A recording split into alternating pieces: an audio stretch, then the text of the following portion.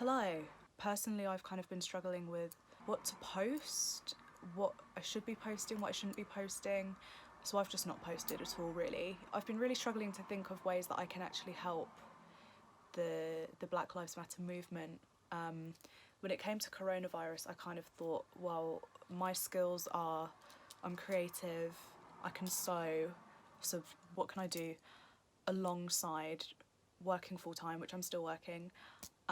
What can I do alongside all of this other stuff I've got going on in my life? I thought, well, if I'm sending people orders anyway from my website, I can put in a free mask so that you have some protection.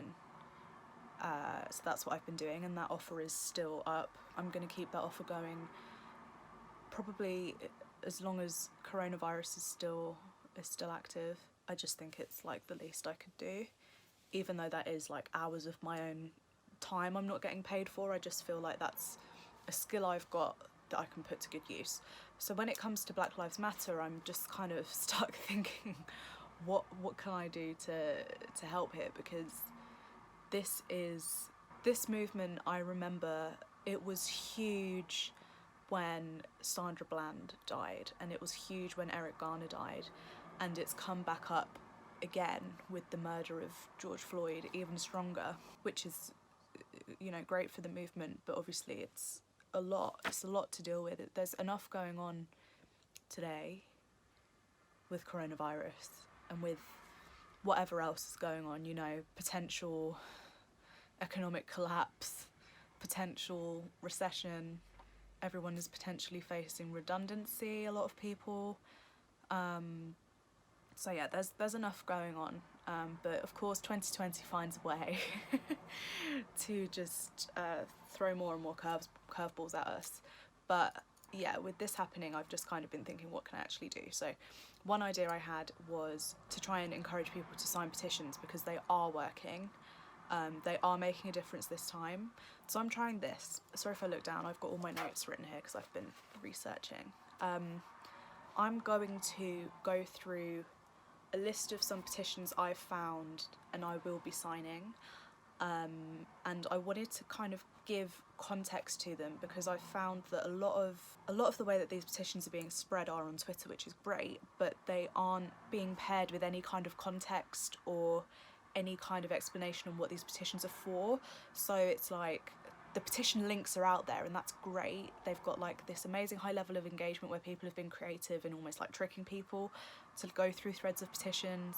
I've seen like Twitter has just been incredible, but it's also left a lot of stuff out, and it's also kind of been difficult to navigate there. One thing is that petitions are being posted without any context, so you don't really know until you click on the link what you're actually signing and what cause you're supporting.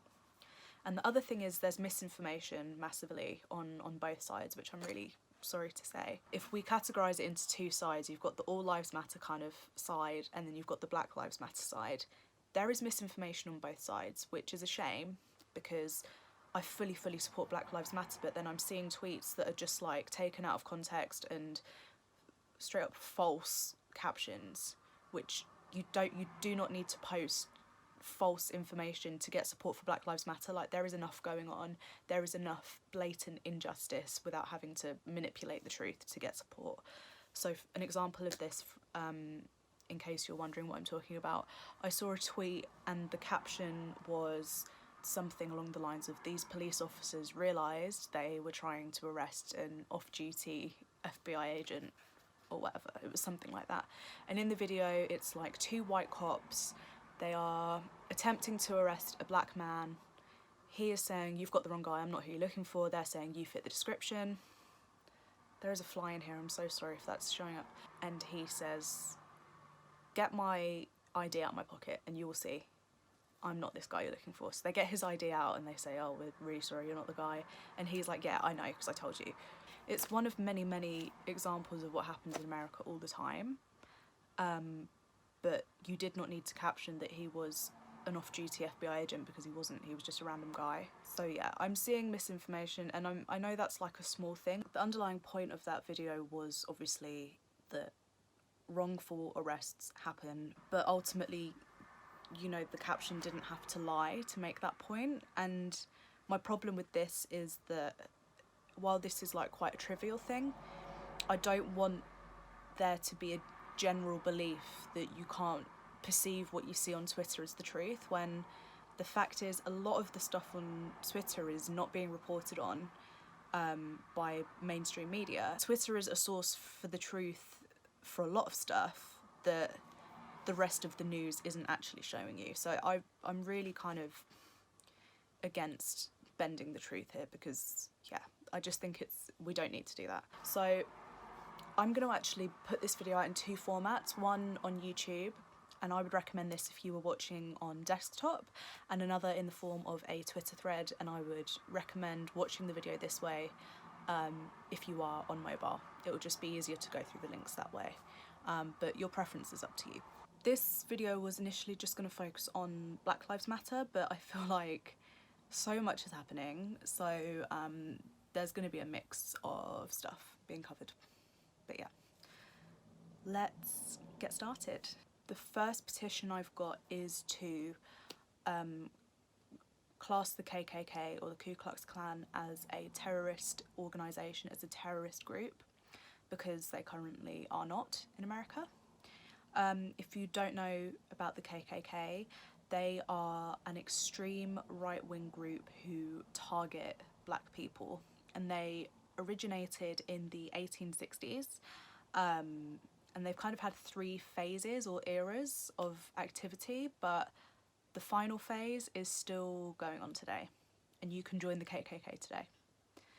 I've read there's estimations of there being 3,000 active KKK members. I've read reports where they've said it's 6,000, so it's still going on. It's just very underground and very secret. Why are the KKK bad? Well, when I say they target black people, I mean they assault and murder black people. You may have seen some KKK imagery and not known where it's from, so you may have seen their costumes.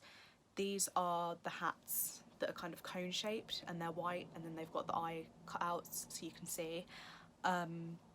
This is to protect their identities. You may have seen the burning crosses. I looked into this and I still don't really understand, because the KKK are Christian, but they're also anti-Christian. They are anti-Jewish. So yeah, not really too sure on what the burning crosses was. Maybe it was just sort of shock factor, but that became a pretty famous emblem for the KKK. They are a violent group, and I'm not sure how true this is because I remember learning it in school, but the name Ku Klux Klan, one theory of why that's their name was because it's similar to the sound of a gun when you change it or when you load it. They're a violent group. If that theory is true, that should prove, you know, the name of the group is literally the sound of a gun reloading. You may have heard of the song Strange Fruit, and the lyrics to this song are "Strange fruit is hanging in the trees." What this song refers to is lynching, and lynching is the public execution of people, and the most common one was hanging people in the trees. And the reason why this is the most common, I guess, is because the bodies are literally left there for you to see. So this is why lynching is kind of just known as hanging people from the trees, but it was actually a mix of things. It wasn't always hanging. Sometimes it was killing people by tying them up and then attaching that to like the rope or whatever to your car and then just driving. Really awful stuff. One statistic I found on lynching was from, and I believe this is just in America, from 1882 to 1968, 3,446 blacks were lynched. 1,297 whites were lynched. So it did happen. It did happen to white people, but this is completely disproportionate, and black people were targeted by the KKK predominantly. Why were they targeting black people? Because they wanted to reduce black presence in politics. So by, you know, assaulting and killing black people, they were reducing the amount of black politicians and black voters. So that's why they did what they did. This petition wants to have the KKK officially recognised as a terrorist group. If you are unclear, here is a definition of terrorism: the unlawful use of violence and intimidation, especially against civilians, in the pursuit of political aims. And I found other similar definitions of terrorism. If that does not sound what I have just described as what the KKK do, then I don't know. I just think it's super, super important that these people are recognised as terrorists. This is what they do. They are still active today. It is more underground, but they are still, you can still join the KKK. If you don't understand why this is important, I would refer to how Germany has dealt with Nazis. You cannot openly be a Nazi in Germany. You are not allowed to have a swastika flag. They take it very, very seriously, and it's just kind of a contrast to how America sees the KKK. I think people overall kind of have an awareness that it's bad, but it's not the same in how it's dealt with, and this is why we need it recognised as a terrorist organisation. So that's what this petition's for. Moving on, my next petition is for Belly Ma Jinga. If you don't know this story, this is a British story. Belly Ma Jinga was 47 years old. She worked in the train stations for Thameslink. She was working a shift in London Victoria with a colleague when a man came up to her and said, "I have COVID-19, and he spat at her and her colleague. This led to her colleague being hospitalised, and it led to the death of Belly Ma Jinga. She's left behind a husband and an 11-year-old daughter. I've read an update on the petition, and I think originally they were looking for this man to be found and prosecuted, but now I think it's more of an emphasis on PPE for the workers of Thameslink. So Belly Ma Jinga had an underlying medical condition. I believe it was with breathing. She flagged this to her employers. They did not reduce her hours. They did not provide masks or gloves, and they did not allow her to work behind a screen. She was managing passenger flow, from what I understand. It's a tragic, tragic story, and many people are relating this to the Black Lives Matter movement, which I think is fair enough. But I also think it's a coronavirus issue, obviously, because we need protection for key workers. Even still, there's like misinformation about masks. I've been saying from the beginning, masks are important. They do help, so we should wear them. These are essential items, especially if you are going back to work. Like, I'm convinced there's going to be a second wave, especially with how in the UK they're reopening all the shops and stuff. I just don't see it. I don't see it going away anytime soon. This case with Belly Ma Jinga is just absolutely tragic, and the least we can do to support her family is sign the petition. Moving on, I have another petition about another victim. This is from a couple of years ago. Essentially, a boy named Alejandro Vargas Martinez was shot from a moving car when he was walking to school. He was 15 and he died. There have been no arrests made on this case. This was in December 2018, so about a year and a half ago. I think the family just want to keep pushing and pushing for justice. So let's sign this petition and let's try and see if we can get anywhere. Moving on to police brutality. This petition is for Eric Jack Logan. He was shot twice by a police officer and he died. Allegedly, Logan approached the officer with a knife, and he allegedly threw this knife at the police officer. However, there is no footage of this incident. There is no dash cam footage, there is no body cam footage. So again, the family just want justice. So let's sign the petition and let's try and keep this moving. Another thing to note is allegedly that police department has quite a lot of history with police brutality and racism. The next petition on my list is to reopen the case of Sandra Bland. Sandra Bland is for me, the biggest case I remember from the Black Lives Matter movement. I think her case, Eric Garner's, and now George Floyd have been the biggest, in my memory at least. So there is a petition to reopen her case. So here's a rundown of what happened. I actually rewatched her arrest video today, so I've noted down some quotes from it, so this is accurate, but you can go and watch her arrest video on YouTube if you wish. It is hard to watch, but I do think it's kind of important to feel... It's triggering, but I think it's important to feel triggered to an extent when things like this happen. Sandra Bland was pulled over by police because she did not use her indicator when she switched lanes. In the footage, Sandra Bland explains that the police car was tailing her, so he was following her and he was driving really fast behind her. So that is why she switched lanes, because she thought he was in an emergency, so the police car could overtake her and get on with where it needed to be. Instead, he pulled her over. That's what the initial situation was about. The police officer gets increasingly irritated when Sandra Bland doesn't comply, because she keeps saying, I know my rights. He's asking her to put out a cigarette and she's like, well, I'm in my car. So eventually he asks her to get out the car. She doesn't understand why, because she says she's not being arrested. So why would she come out of her car? This gets violent. He opens the car door and he starts trying to forcibly remove her from her car. And this is like quite a violent altercation. He doesn't clearly clarify why Sandra Bland is being arrested, and he also says he will light her up.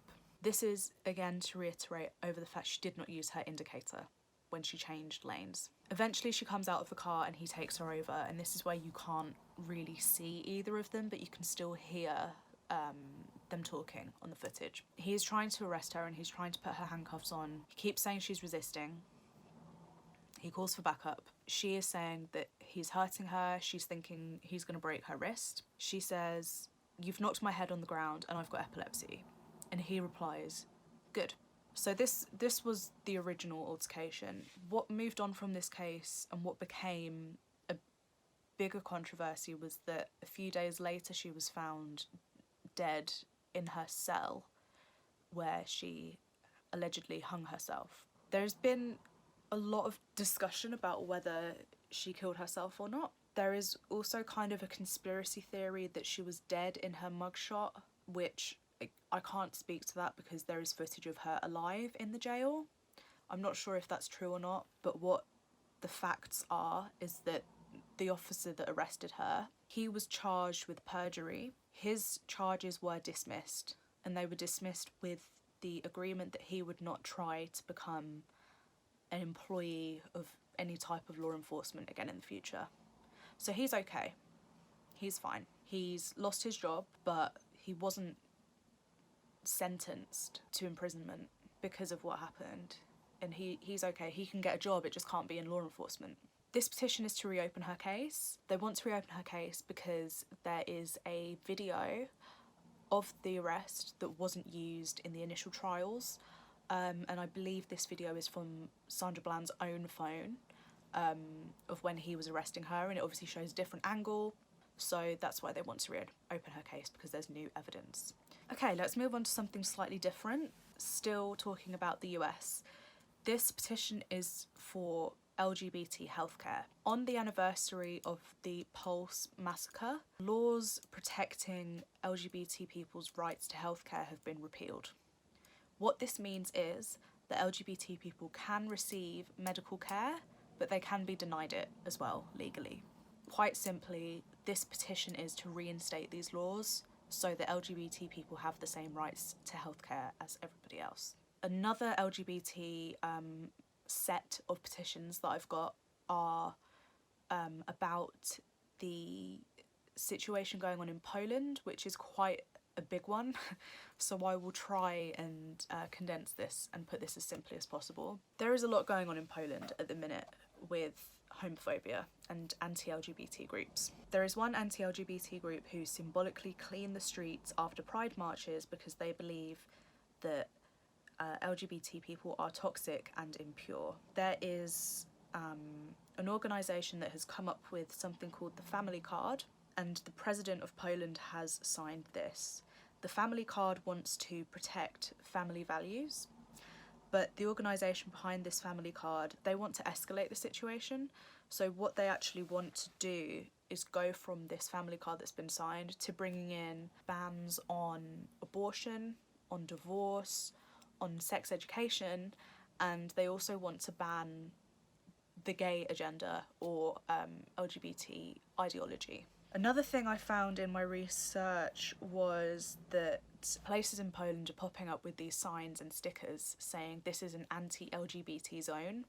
So this is not something that's legally enforced. The government aren't saying this legally is an anti-LGBT zone, but there have been no repercussions against this, and it's growing quite rapidly, the amount of anti-LGBT zones in Poland. So what this means is that obviously people don't feel safe. So this set of petitions, there's different things, and I hope you can find the time to sign. It is quite easy when all of this stuff is going on to just focus on your own country and what's happening there, but you know, we're all human, we need to look out for each other, so if you have the time, please sign. And then the last one I've got on this list is about the war in Yemen. Again, this is another really big one, which I think I've only really just understood the tip of the iceberg of this. But essentially the war in Yemen has been going on for about 4 years now, and about 30,000 people have died. This is a civil war which escalated in 2015 when Saudi Arabia and some other states decided to start airstrikes in Yemen, and this was supported by the UK, the US and France. The country itself is completely struggling. Their health system has completely collapsed. Many people are struggling with starvation and malnutrition, and along with the collapse of their health system has come a massive outbreak of cholera. This petition I found wants to instigate peace talks to try and end the war in Yemen. What does this have to do with us? Our countries are supporting the airstrikes. Like, it's ridiculous. That's all I've got for today, but if this video is successful, if there's a good response on this, I will happily make a part 2, a part 3, a part 4. I'll even do this monthly if this is something that people find helpful. As of right now, June 19th, let me check the time, 2 o'clock on June the 19th, all of the petitions I've listed haven't reached their goals yet, so that's why it's super important that you sign. Signing a petition is so easy. You put in your name, you put in your postcode and your email. Don't use a fake email. You sign it. It might ask you if you're a robot or not. You're obviously not a robot, so you'll be able to sort that bit out. Once you've done that, you need to go and check your emails. Click the link in there just to verify, and it's done. Please sign, because petitions are making a difference. This time around, with this resurgence of the Black Lives Matter movement, they've already, this paired with the protests has just done so much. Don't think that, you know, your one signature isn't going to change the world, because it can. It really can. I also think that me doing this video, I'm happy to do more of it, but there is no point in me doing this if people aren't spreading the word. And I don't mean you need to like and subscribe to me, I mean you need to spread the word about this in general. One thing I would really love for people to do is tag their favourite influencers or their favourite celebrities who are active on social media, and for them to make a similar video. You know, like, my platform is so small. I do not have a very big platform at all, and in terms of me being an influencer, my influence probably will only influence a small handful of people I know in real life, and if you are one of those people, thank you. This video would be more impactful if I had a bigger following, and I don't. So I'm not saying you need to follow me, I'm saying you need to find people that have these followings. If you have any connections with influencers or whatever, please reach out to them, suggest this as an idea for what they can do, and tag your favourite influencers and ask them to do the same. You know, Twitter is so powerful when we come together that I really believe if enough people are invested in getting influencers and celebrities to get involved in this kind of way, that we can do it. Finally, if there are any other ways that people want to suggest that I can help, please let me know, because I really do want to help. I did have an idea to to give away almost a PR box or a set of PR boxes to black creators. One, I would love for there to be more representation on my social media, because at the minute, obviously being stuck at home, I can't get out and I can't, you know, take photos and stuff. It's literally just me in my room, and I'm kind of sick of all of my feed just being with me. But secondly, I do think it would be good if I can provide my PR box as a resource for other creators to make nice content with. But I do understand that in doing that, I could benefit from exposure or whatever else. So I really don't want to come across as insensitive, and I want to do this the correct way. So if you think that's a bad idea, also let me know. If you think that's a good idea, let me know. And I'm going to keep trying to think of other ways I can help. This was the best idea I came up with, I think. So yeah, that's all for today. As I say, comment if you want me to do another one. Tag anyone you want. Please tag people. Please spread the word. Help me spread the word. If you do want to support me, my website is bigpinkboutique.com. If you do want to support black-owned businesses, I've got a link in the description. Thank you for watching, and I hope things get better for everybody. I know it's a really, really naff time at the minute. So yeah, I'm sending everyone positive vibes. Thank you.